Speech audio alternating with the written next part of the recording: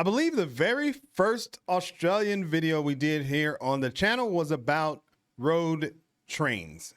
Is that right? Road trains? Yeah. And in that video, they talked about the fact that there weren't any railroad systems that ran across the country. So a video caught my eye while I was doing a little research on which Australian video to watch next. It's a video called The $135 billion Bullet Train That Could Save Australia. Save Australia. That's interesting. And this is by the B1M. That probably stands for something, but there's going to be a link in the description so you can head on over to their channel if you like and support them. That would be great. So Save Australia. I wonder why they're saying that. And I'm curious to know what this looks like. First of all, most anything that's $135 billion is pretty significant. So we're going to take a look and see what this one's all about. Before we get going here, go ahead and like the video. Let's see what we can see. Here's Anthony, or Albo as the locals call him. He's something of a politician in Australia and... Sorry. I'm just like so proud of myself that I've figured out a pretty significant element of the slang culture in Australia, because he said he's known by the locals as Albo. There's that. Oh, this is great. Okay, anyway, Anthony Albo. Let's go back. Albo, as the locals call him. Albo. He's something of a politician in Australia, and he's got a big idea. You see, Albo has a home in Sydney, but he works in Canberra. To get between the two, he'd have to drive from Marrickville to Sydney Airport, fly about an hour southeast, arrive in Canberra, go through the airport, and then drive to Parliament House. All in all, it's about a 4-hour journey for poor little Albo. Now, what if he has a business in Melbourne? That's even worse. Chuck another hour on top. But what if Albo got in a bit of hot water and then gets put on the no-fly list? What then? Okay, so this is... it's so weird, kind of. Because, like, after being here in Europe, I know Australia's not Europe, okay? but I don't know. It's just like... I was just thinking when he was saying that if he had to get from here to here, I'm like, just take the train. But so I guess there really is like no train. I thought there was like maybe some type of train system, just, you know, it wasn't well developed. But so far it sounds like there's absolutely no train system even on the coast. Because I think I was just thinking there wasn't a train system that ran across the entire country, but like not even on the coast. So that's interesting. Well, the current rail journey between Sydney and Melbourne is approximately 11 hours. Oh, crikey. So this... Okay, so there is one. Is that what he's saying? I don't know. That's why I'm watching this video so I can learn. Let me go back a little bit because I was talking. What then? Well, the current rail journey between Sydney and Melbourne is approximately 11 hours. Oh, crikey. So this is where Albo's big idea comes in. High-speed rail. High-speed rail. High-speed rail. High-speed rail. High-speed. High-speed. High-speed. High-speed rail. What if that journey to Canberra could be... He didn't like that idea, I take it. Okay, that was funny. High-speed. High-speed. High-speed rail. What if that journey to Canberra could be condensed to just 90 minutes door to door? Or just 2.5 hours down to Melbourne? Well, that could revolutionise an entire country, solve a housing crisis, and jumpstart an economy that's been stagnating. This is the bullet train that could save Australia, and it's about to break ground. Oh, it's about to break ground? So it's approved already? I thought this was just an idea. Oh, whoa. Australia has been banging on about high-speed rail for decades. On paper, it makes sense. Australia is a wealthy country and it can afford a massive infrastructure project like this. It's also absolutely vast and has massive cities all located quite a long way away from each other that need to be connected. In fact, Melbourne to Sydney consistently ranks among the busiest and most in-demand flight corridors on the planet. There are around 60 to 70 direct flights a day, or 400 flights a week. That's around 350 to 450 million litres of jet fuel every single year. And that fuel isn't exactly getting any cheaper. High-speed rail, by contrast, would be fully electric. There's demand, there's a need, and there's money. So what's gone wrong with something that feels like it should be a no-brainer? For Australia's Prime Minister, Anthony Albanese, it's been... Okay, I didn't know he was the prime minister. Okay. Because he made it sound like he was sort of in politics. A no-brainer for a long time. In fact, he worked on an idea way back in 2013 when he was just a regular old transport minister. He even made a campaign promise that when he was elected to the top job, he would finally put Australia's dream of high-speed rail into action. And it looks like it might actually happen. Unlike earlier proposals, this one is actually kicking into gear. The federal government has committed more than 659 million Australian dollars for the planning phase, so they can lock in the design, approvals, scope, and cost. It's expected that major contracts are going to be awarded soon, and that construction could be started as early as next year. This is what the planned route looks like. Now, to really understand how impressive this is, we need to give you a bit of a geography lesson. It's time for some maps. It's time for some maps. Okay, would you be excited about this? I feel like I would be excited if I was there. Because, I mean, that's one of the awesome things about here in Europe, the transportation. Even though I haven't taken advantage of it, really. We haven't left Spain yet, but that's going to change here soon. But I think that's one of the coolest things that you could just get. Like, I can get on a train, even where I am, and be to France in like 5 hours or something like that. So, you know, what do you think? Do you think you would like this? Are there any people opposed to it for any reason? Curious. Australia is big, much bigger than you might think. So big that every few years the rainy season creates an inland sea larger than Lebanon, and nobody really seems that bothered about it. In fact, if you overlaid Australia across a map of North America, it would be just about the same size as the continental United States. That's crazy. Or all of Europe. What? It dwarfs Japan. What? I mean, I guess I could have put two and two together, but I didn't realize it was engulfs all of Europe. Damn. I guess that puts it into perspective. People have told me that it's the same size as the continental US. So, you know, I guess that puts it in perspective too.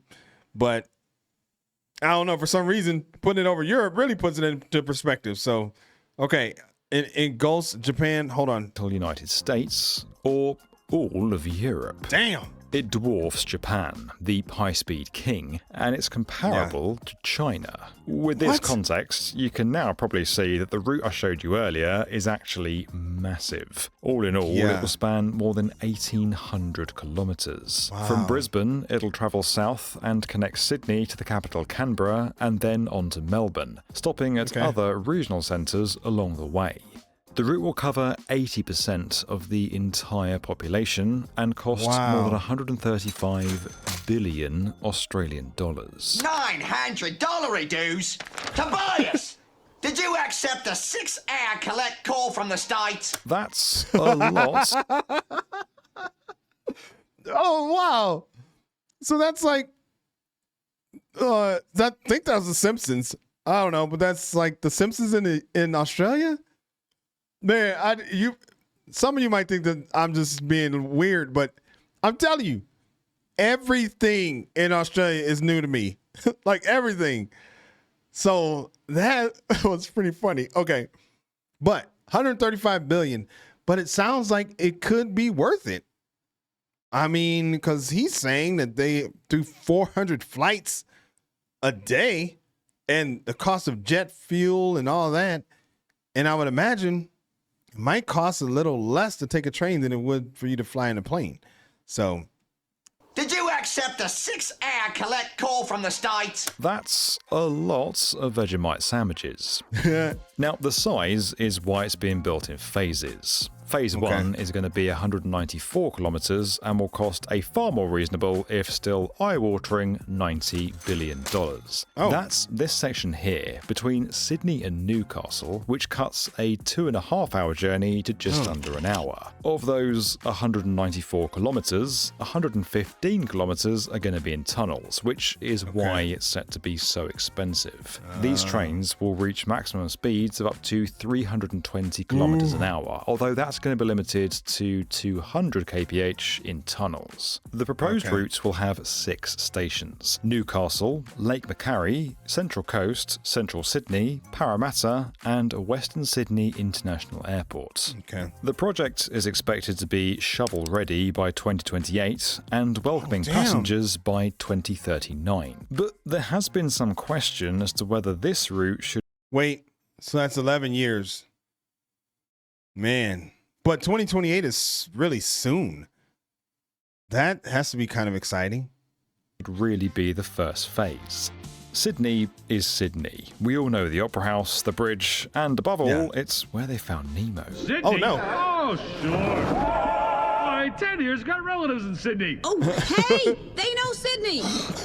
This city generates 20% of Australia's entire GDP. It's also the most densely populated area of a country that is famously less than dense. It just makes sense to start any high-speed journey here. Sydney is the gateway into Australia.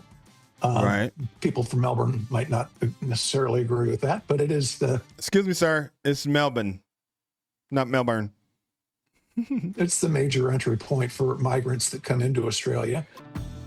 North of Sydney is Brisbane and the Gold Coast, the future hosts of the 2032 Olympics and a now abandoned Trump Tower. This region... I didn't know there... Oh, wow. 2032. Okay. That's not far away. And now, abandoned Trump Tower. Really? Wonder why they get abandoned. Region is home to just over 4... Wait, it said... and a now abandoned Trump Tower. This... Scrapped due to toxic brand. Oh, wow. Really? That might be another video. This region is home to just over 4 million Australians. South is Canberra, where our mate Albanese spends most of his time with a few other politicians. Then, further south, is Australia's most populous city, Melbourne. Oh, but really? The next stop isn't to any of those cities. It's to Newcastle, which sits right here. It doesn't have the population of southeast Queensland or Melbourne, and it doesn't have the political importance of Canberra. Greater Newcastle has about 500,000 people, making it the country's 7th largest region.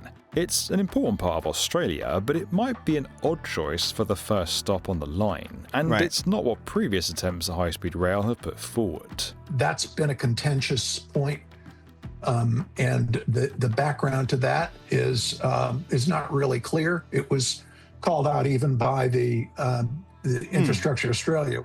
The plan back in 2013 was decidedly different. It's a fast train going nowhere fast. The 2013 study concluded that Sydney to Canberra should be the first stage, then Canberra to Melbourne as the second stage, and then Sydney to Newcastle as the third stage, with the fourth stage being Newcastle to Brisbane. A huge part of that is that this high-speed plan is being marketed in a completely different way. But before we get to that, there's something you've got to know about Sydney. Well, it's official. The Australian housing market has entered a downturn, with the latest data from Domain showing combined capital city house and unit prices falling for the first time in 3 years. Sydney is in crisis, a big crisis. Housing prices have risen 730% in 30 years. What the hell? 730%? Damn. So they say they're in a housing crisis. So what does that mean? I mean, I know what it means, but it means different things in different places. Like, I know in the Netherlands, housing crisis is like, it's like straight up, it's a housing crisis. Like, there's a house becomes available, there's 200 applications on it in less than 24 hours. Something like that. It's crazy. We were thinking about moving there. I'm not so sure now, but they also say there's a housing crisis here in Spain, which, depending on where you go, it's not really. So what does that mean when they say it's a housing crisis over there in Australia? I mean, I'm asking you because you live there probably, but 730% is ridiculous. Okay. Typical home now costs more than 12 times the median household income. It's made this place the second least affordable city in the entire world to buy a home in, and it's breaking Sydney-siders. There are housing crises across the developed world, but this one is particularly brutal. There are, of course, a number of reasons for this, but the big one is that Sydney simply hasn't built enough homes, and the areas that are earmarked for new developments are often not connected to proper infrastructure. And there it is, that key word. Yeah. Infrastructure. Right. Albanese's new high-speed line is being put forward as a way to help solve this massive problem. Linking Newcastle to Sydney suddenly makes Newcastle a viable place to live, even if you actually work in Sydney. And it's not just Newcastle, but all the regional centres that this line is going to pass through. Sydney itself is locked in geographically by mountains, the ocean, and national parks. This could bypass all of that. And let's not forget, this sort of thing has worked before. When Japan launched the bullet train, it kicked off a resurgence that saw the country become one of the most successful economies on the planet. It did this by linking Tokyo with surrounding city centres, creating a mega region. People could live outside Tokyo but still work there every day. Ideas, resources and money could all be shared on a scale the country had never seen before. It took the burden away from the centre of Tokyo. As the Japanese tell us, it's transformation, not transportation, that results from high-speed rail. So housing will be a key part of the benefit no matter which direction you go. Because what high-speed rail does is it collapses travel time between regional areas and capital cities. The idea of these... Dang, I wish I would have looked at that map a little closer because I just thought of something. He said Sydney, I believe, was basically locked by mountains and everything. But I wonder if Newcastle is the same. It didn't look like it because I'm thinking, wouldn't they be able to build like west? That'd be west, I think. Build out that way. So by connecting Newcastle, it's like you have more land to work with where you wouldn't be able to build west from Sydney because of the mountains or something. I don't know. I just was thinking about that. Regional areas and capital cities. The idea of these mega regions is something that's starting to catch on around the world. Right. And Sydney to Newcastle definitely has potential. This project from Newcastle to Sydney is projected to enable, 50 to 100,000 new dwellings in that corridor. It's about a 2.5-hour train trip from Newcastle to Sydney. That would be reduced to 60 minutes from Newcastle to Sydney, or 90 minutes to the new airport. So a substantial savings in travel time between those two cities. The line could support the construction of up to 160,000 new homes, according to the High Speed Rail Authority. It'll create more than 99,000 new jobs and deliver a $250 billion jolt to the economy over the next half-century. Sydney and Newcastle are already pretty integrated right now in terms of their economies and commuters who travel between the two places. This line would cater to that and give it a massive boost. And at first glance looking at our map, you'd probably think it makes more sense geographically. After all, it looks much shorter than the route to Canberra would be. But it's not that simple. When you compare that to the Sydney to Canberra leg, it's a much less difficult segment, even though it's longer. It's almost twice as long. It's much cheaper per kilometer to build because the ground is flat. A big challenge in the current plan is that about 115 kilometers of the Sydney to Newcastle line is going to be in tunnel. and it's going to go under very complicated terrain and under very large water bodies, Broken Bay, the Hawkesbury River, what's called the Cowan Bank, which is a very mountainous region. While this can be sold to Sydney-siders, for the rest of Australia, it might not make as much sense. The Sydney to Newcastle route is going to be much more difficult to build. Well, I guess I could see that. Sounds like for the rest of Australia, they're probably thinking, well, I can't really take advantage of it, so what's the point? But wouldn't it bring economic growth because of all the jobs that it would create, which leads to other industries and things like that? I don't know. I don't really see the benefit of the wider network. And that to me is one of the real challenges that we're going to have. I am concerned that it's going to be hard for the rest of the population of Australia to comprehend why we should spend what is estimated to be about $3,000 per man, woman, and child in Australia today to cover just that 190-kilometer route. Whereas I think you can make an emotional argument as well as an economic argument that the largest city in Australia should be connected to the national capital by something more than a 19th century railway line. And that's all that's connecting Canberra to Sydney today. A highway, an overly busy aviation route, and a train line that's more than 100 years old and in desperate need of an upgrade. More than 3,000 people travel between Sydney and Canberra by air or coach every day, with tens of thousands more driving down the federal highway. But right now, the Canberra to Sydney route won't start construction for some time. That's why it's so important that this first leg is not only done right, but that it's seen as a success, because there's a very long way to go. The Newcastle line will eventually be extended to Brisbane, then Sydney to Canberra, then Canberra to Melbourne. A rail trip from Sydney to Melbourne will be cut from 11 hours to just 3, but that's not going to be completed until around 2060. In order for all this to work... 2060? Come on. I don't have time. Get it together, man. Make it happen faster. Just for me. It requires some phenomenally long-term thinking and a lot of patience. And the last 50 years are littered with failed ideas. There were high-profile ones in 1984, 1986, 1993. And of course, the 2013 idea that Albanese originally worked on. All of them have failed. Why? We need to ask those critics to give us an alternative that's better than high-speed rail before they pour cold water on it. Not more cars, it's not more road space, it's not more planes. Right now is the closest this railway has ever come to actually being built in its entirety.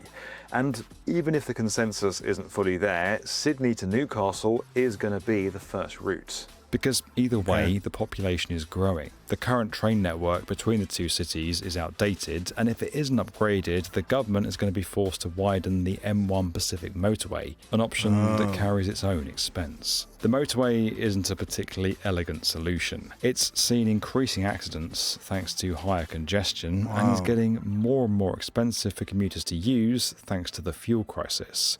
The high-speed line is promising to solve all of that. While the timing does feel especially right for this project, ultimately its greatest challenge will be back with Albanese. He's made this project a cornerstone of his premiership, and recent Australian Prime Ministers are not known for their longevity. With elections coming every 3 years, and parties known to chuck their leader at the first sign of trouble, high-speed rail is in danger of being tossed out as well if Albanese is pushed out the door. This first phase is a test case. It needs to prove to the rest of the country that not only is high-speed rail possible, but it's actually worth their time and money. I think the most important thing is that we get started on this thing. We've got the engineering talent and excellence to be able to build it. I'll not ride on it. I'm 74 years old, and I'll be lucky if I see the thing open. We have to look at what this does to Australia in 50 or 100 years. We don't do these things because they're easy. We do these things because they're hard. Well, he's sounded American, that engineer, which, I mean, there's nothing wrong with that. I just said that for no good reason, apparently. But that was a great video. I wish it could just happen like now. Like, I wish, it'd be done in a couple years, so that way when I go over there, I'll be able to write it. Because it makes so much of a difference having that rail system. So I've already asked this, but I'm just going to ask again. What do you think? Do you think this is something that is needed? Do you think it makes sense to have? Are you opposed to it? I mean, and if so, I wonder why. I would think you wouldn't be, but hey, what do I know? So that was a great video there. Hopefully you liked that video. If you like that reaction and you want to see more just like it, then subscribe to the channel, man. It's easy and it's free. My name is Greg. I'll catch you on the next video. Peace.